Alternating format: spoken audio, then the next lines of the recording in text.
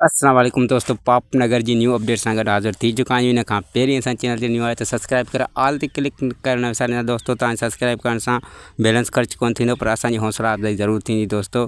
जी दोस्तों, था रहंदा पंहिंजे अपडेट जे तरफ़ ते जेको सिकंदर ख़ान आहे उहो बालाज ख़ान खे मारण जी मनसूबाबंदी जेका करे रहियो हुयो पंहिंजे पीउ सां गॾु, पंहिंजे वठण सां गॾु। त हाणे बालाज ख़ान खे मां घणो वक़्तु जहिड़ो नथो ॾिसणु चाहियां।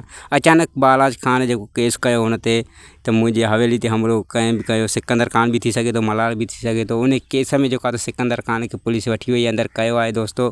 बालाज ख़ान एतिरो ज़ालिम आहे जो पंहिंजे रते रिश्तनि कंहिंजो बि क़यास नथो करे, बल्कि उन्हनि खे सोघो करण में बि क़यास नथो करे।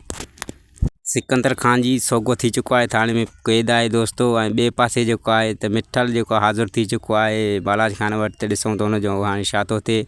ऐं ॿिए पासे दोस्तों त राणी ऐं मंठार हिक ॿिए सां प्यार जो इज़हार करे रहिया आहिनि। ॾिसूं त उन्हनि जी क़िस्मत उन्हनि सां केतिरो साथ थी थिए दोस्तों। त वरी मिलंदासीं नेक्स्ट अपडेट सां गॾु। ख़ुदा हाफ़िज़ दोस्तों, दुआनि में यादि रखो।